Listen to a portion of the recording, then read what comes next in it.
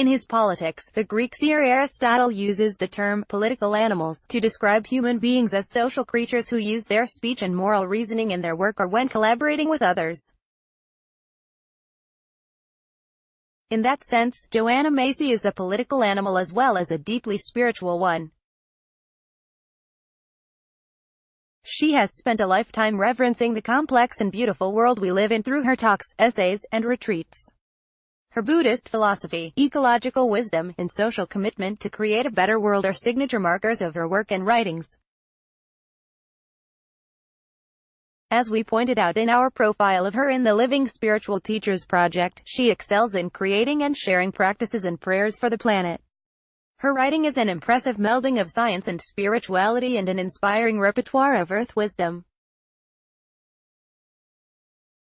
Macy believes we are living in perilous times and need to bring to fruition the Great Turning.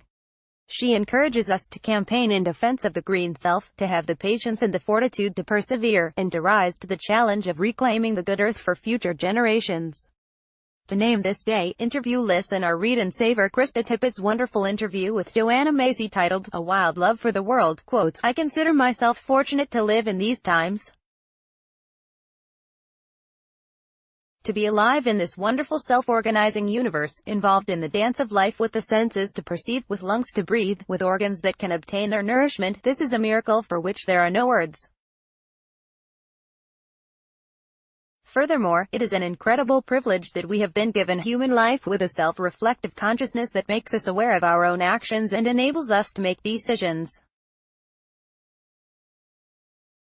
Now is the time we human beings can decide to consciously and actively participate in this dance of life. Joanna Macy, and pass it on. Contemplate more inspiring quotes from Joanna here.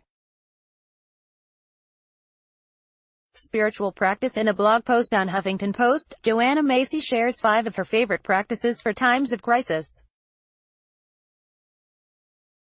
One of them is, engage the power of benevolence.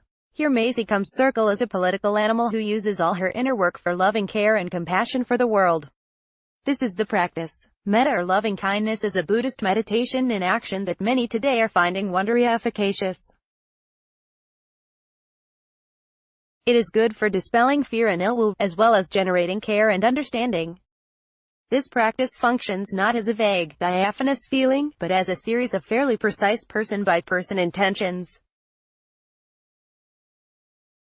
One traditional Burmese practice, for example, takes a fourfold form such as this. May a specific person be free from physical suffering.